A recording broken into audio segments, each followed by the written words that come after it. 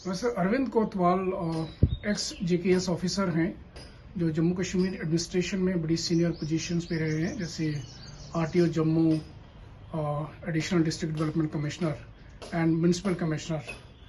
अरविंद जी, ये बताइए कि कहाँ एडमिनिस्ट्रेशन और कहाँ पक्षी प्रेम, कहाँ फोटोग्राफी, ये शौक आपको कैसे पड़ा और कुछ अपनी जर्नी के बारे में बताइए।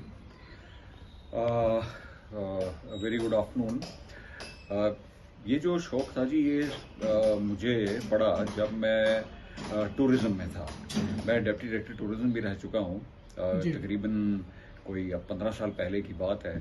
तो एज डिप्टी डायरेक्टर टूरिज्म तो मैं फोटोग्राफी में मुझे शौक पैदा हुआ, और क्योंकि टूरिज्म में कैमरा वगैरह भी होते थे अच्छे, तो वहाँ मुझे लैंडस्केप फोटोग्राफी का शौक पड़ गया एक्चुअली। तो क्योंकि टूरिज्म में आप जानते ही हैं कि लैंडस्केप फोटोग्राफी जो है वही ज़्यादा होती है। तो एक दफ़ा हम एक टूरिज्म इवेंट के लिए सनासर चले गए, और सनासर में मैं कैमरा भी मेरे पास था, कुछ फोटोग्राफी भी कर रहा था मैं। और वहीं मैंने देखा कि हमारा जो हट था, टूरिज्म का हट, उसी के बरामदे में मैं बैठा हुआ था, वरांडा में। तो वहाँ एक पेड़ था साथ में। तो पेड़ में मैं देखता हूँ कि बिल्कुल ही एक एब्सोल्युटली स्कारलेट रेड, लाल किस्म की एक चिड़ी वो आके वहाँ बैठ गई। तो उस किस्म की बिल्कुल ही एक सुर्ख चिड़ी वो मैंने देखी नहीं थी कभी। तो मैं बड़ा फैसिनेट हो गया उससे, और मैंने अपने कैमरे से, हालांकि उस कैमरे की फोकल लेंथ तो थोड़ी कम ही थी, लेकिन फिर भी मैंने उसको फोटो खींचा। और बाद में फिर अपने कंप्यूटर पे आके जम्मू में उसको जब मैंने क्रॉप किया और एनलार्ज किया, तो बहुत ही खूबसूरत चिड़ी थी। उस चिड़ी का नाम है मिनीवेट। वो पक्षी यहाँ जम्मू में होता है, जम्मू का ही है पक्षी, वो भी जम्मू के हिल्स में होता है, प्लेन्स में भी होता है। तो वहाँ से मुझे कुछ शौक पड़ गया कि यार ये तो बहुत अच्छी है लैंडस्केप फोटोग्राफी अपनी जगह है, लेकिन बर्ड फोटोग्राफी जो है, क्योंकि इतना सुंदर पक्षी हैं हमारे यहाँ पे, तो उसका मुझे शौक पड़ गया। उसके बाद मैं थोड़ा बहुत बर्ड फोटोग्राफी करता रहा, फिर थोड़ा इंटरेस्ट पैदा हो गया। तो साथ में मालूम पड़ा उसी दौरान के, मालूम तो पहले भी था कि बर्डिंग का जो इस वक्त father of birding in India, doctor Salim Ali, उनकी किताब जो है a fall of a sparrow, वो फिर मुझे मिली और वो मैंने पढ़ी। तो उससे बर्डिंग में और बर्ड के बिहेवियर में, बर्ड की प्लूमेज में और माइग्रेशन ऑफ बर्ड्स, इस सब्जेक्ट में मुझे बड़ी दिलचस्पी हो गई। क्योंकि सरकारी नौकरी थी, पूरा टाइम तो मिलता नहीं था, तो जहां भी हो सके थोड़ा बहुत जो मैं क्लिक कर लेता था। बट मेन चीज जो है as a hobby, full time hobby और अ पार्ट टाइम हॉबी, वो मेरी शुरू हुई जब मैं सर्विस से रिटायर हुआ। क्योंकि मेरी रिटायरमेंट कोरोना काल में हुई, तो हम घर के अंदर ही बैठ गए, बाहर तो मिल नहीं सकते थे किसी को, ना ही किसी के जा सकते थे, बाजार भी बंद थे। तो उस दौरान फिर यही जहन में आया कि सेफेस्ट है जंगलों में जाना या कंट्री साइड में जाना। तो उस कनेक्शन में जब ये बर्डिंग जो है इसके, और यहाँ पे एक ग्रुप था यूनिवर्सिटी में, हेड ऑफ द डिपार्टमेंट है स्टैटिस्टिक्स के, परमिल कुमार, तो वो एक इस वक्त बड़े ही नोट वर्दी ऑफ नोट एक बर्डर बने हुए हैं। तो उनके साथ भी संपर्क हो गया। मेरे अपने यहाँ पड़ोस में है कर्नल सलाथिया, जो एक वेटरन बर्डर हैं, उनके साथ भी दोस्ती हो गई। तो फिर थोड़ा सा इन्वेस्टमेंट भी करनी पड़ी, एक अच्छा लेंस। हाँ, उसके बारे में कुछ बताइए। एक तो ये साथ में ये कि क्या इसके लिए कोई फॉर्मल ट्रेनिंग आपने ली? जी नहीं, फॉर्मल ट्रेनिंग कोई नहीं है। बर्डर्स के साथ ही जाके और आदमी सीख जाता है। बेसिकली तो आपको अपने कैमरे का फंक्शंस मालूम होने चाहिए। नंबर 2, आपका जो लेंस है, वो लेंस जो है उसको भी आपको यूज करना आना चाहिए। बड़े बड़े लेंस होते हैं जिनकी फोकल लेंथ बहुत ज्यादा होती है, क्योंकि बर्ड जो है वो काफी दूर बैठा होता है, उसकी फोटोग्राफ लेके आपको उसको मैग्निफिकेशन की जरूरत होती है। तो as such no formal training, लेकिन इन्हीं के साथ जो बाहर हम घूमते रहे, वेटलैंड में जाते रहे या रायका फॉरेस्ट जाते रहे, वहां पे हमें वो आ गया टेक्निक के बर्डिंग फोटोग्राफी कैसे होती है। तो ये एक्चुअली सीरियसली इसको मैंने ड्यूरिंग कोरोना पीरियड शुरू किया, और अब आज तक वो चल रहा है और एंजॉय कर रहा है। एक चीज मैं जो अब मैं देख रहा हूँ, पहले भी मैं 1-2 बार आपके साथ यहाँ वेटलैंड पे आया, एक बहुत पेशेंस चाहिए होता है। मैं देखता हूँ आप अपना एक शॉट लेने के लिए जिसको आप ही परफेक्ट मानते हो, मेरे लिए तो क्लिक किया और फोटो आ गया, जी तो बहुत देर तक आप लोग कमिटमेंट के साथ जी। बैठे रहते हो, उस पल का इंतजार करते हो। कैसा लगता है? क्या ये एग्जॉस्टिंग नहीं होता, बोरिंग नहीं होता आपके लिए? नहीं, बोरिंग नहीं होता जी। कंपनी अच्छी होनी चाहिए साथ में। आपके जो फेलो बर्डर्स हैं उनके वो अच्छा होना चाहिए, उनके साथ बातचीत भी होती रहती है और बर्ड का वेट भी करते हैं to capture the best shot possible. और पेशेंस बहुत चाहिए होती है इसमें।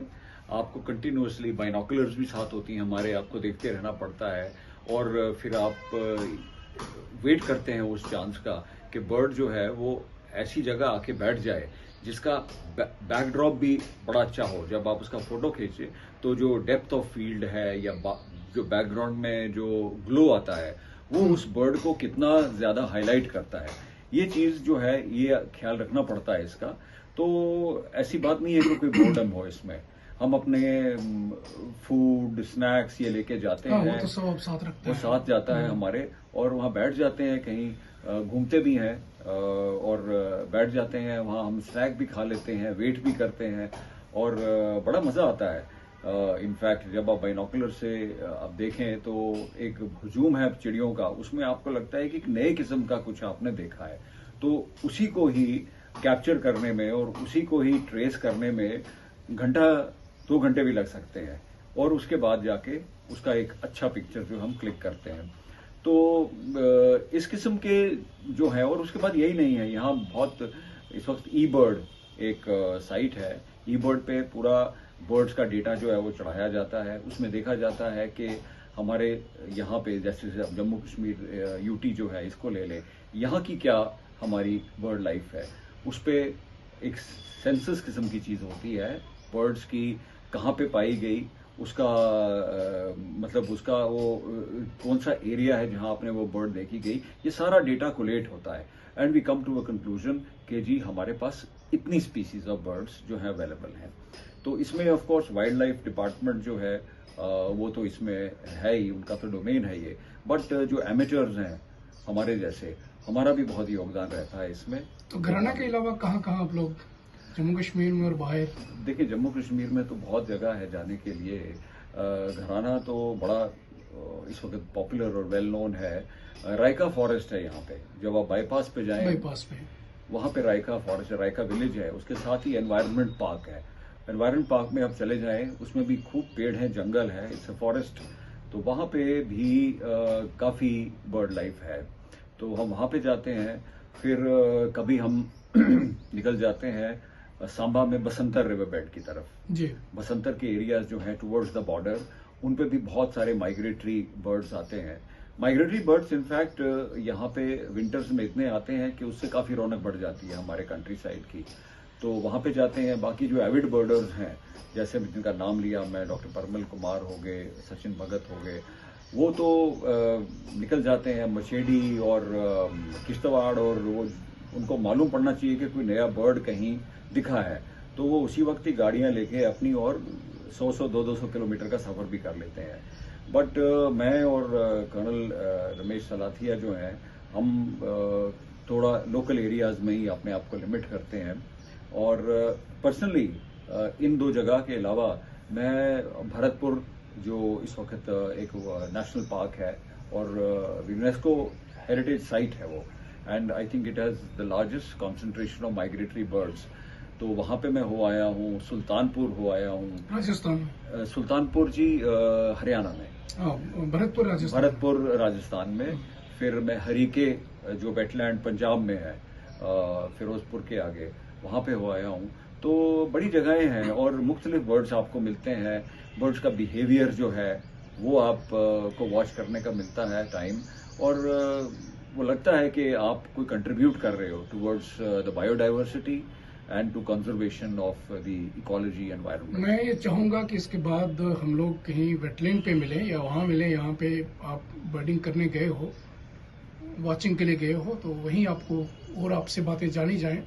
एक चीज़ जो बहुत इम्प्रेसिव लगी, कोरोना के दौरान WHO भी लगातार जो कंट्रीज़ को, स्पेशली इंडिया को वार्न कर रहे थे कि लोगों की मेंटल हेल्थ का ख्याल रखें, एंग्जाइटी डिप्रेशन बहुत बढ़ा, और आपने उस पीरियड को बहुत बखूबी इस्तेमाल किया, अपनी इस आर्ट को आगे बढ़ाया, शौक को आगे बढ़ाया।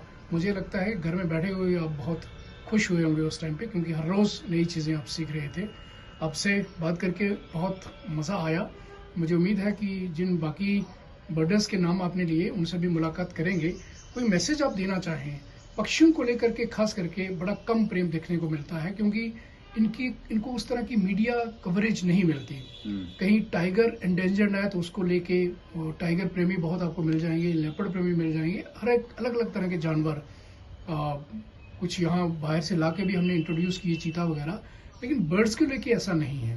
क्या मैसेज आप देना चाहेंगे अगली पीढ़ी को, जो आज की वर्तमान पीढ़ी है, जिनको खास करके बर्ड्स में बड़ा कम इंटरेस्ट है? एक्चुअली ऐसा है कि इसके लिए टाइम निकालना पड़ता है, और आजकल की पीढ़ी जो है वो इतनी फोकस्ड है और ड्रिवन है टुवर्ड्स करियर्स कि इन चीज़ों के लिए टाइम शायद उनके पास ना हो। तब भी कई लोग हैं, कई बच्चे हैं और कई यूथ हैं जो इसमें एक्टिवली इन्वॉल्व भी हैं। तो मेरी नसीहत यही होगी कि आप आउटडोर्स के साथ जितना प्यार करें उतना आप इस चीज़ में इंटरेस्टेड होंगे। और यहाँ अपॉर्चुनिटीज़ भी होती हैं, जैसे हमारे यहाँ पे फॉरेस्ट डिपार्टमेंट है, वाइल्ड लाइफ डिपार्टमेंट है, इवन टूरिज्म डिपार्टमेंट, वो time to time tracks, hikes जो है वो ऑर्गेनाइज करते हैं। और वो इसीलिए ऑर्गेनाइज होते हैं ताकि आप अपने एनवायरनमेंट के बारे में, अपना जो कंट्री साइड है, अपना नेचर है, उसके बारे में आप थोड़ा जानकारी प्राप्त कर लें और उसके साथ एक कनेक्ट पैदा करें। तो मेरी नसीहत ये होगी कि जितने ज़्यादा हैं बच्चे वो इन अपॉर्चुनिटीज़ को लें, जो ये ट्रैक्स और हाइक्स ऑर्गेनाइज होती हैं, इनमें पार्टिसिपेट करें, और इससे उनको जानकारी भी मिलेगी और इंटरेस्ट डेवलप होगा, और ये कुछ करेंगे भी कंजर्वेशन के लिए। नंबर 2, स्कूल्स जो है और कॉलेजेस हैं, उनके अपने एक्टिविटी क्लब्स होते हैं। तो जितना ज़्यादा हो सके इन क्लब्स में वो शामिल हो जाएं और इन एक्टिविटीज़ को करें। यूनिवर्सिटी ऑफ जम्मू है जैसे, वहाँ पे पूरा एक क्लब है, फोटोग्राफी क्लब, और फोटोग्राफी क्लब एंड बर्डिंग क्लब।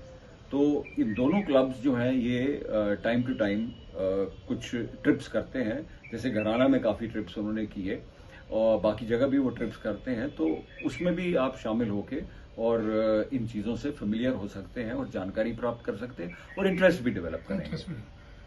बहुत खूब। इसका मतलब करियर में भी अपॉर्चुनिटीज़ हैं इस फील्ड में जाने से। आपसे बात होती रहेगी। बात करके ऐसा लगा कि आपके अंदर एक बड़ा खजाना है।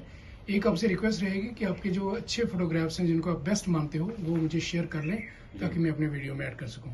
थैंक यू टाइम देने के लिए। Thank you so much.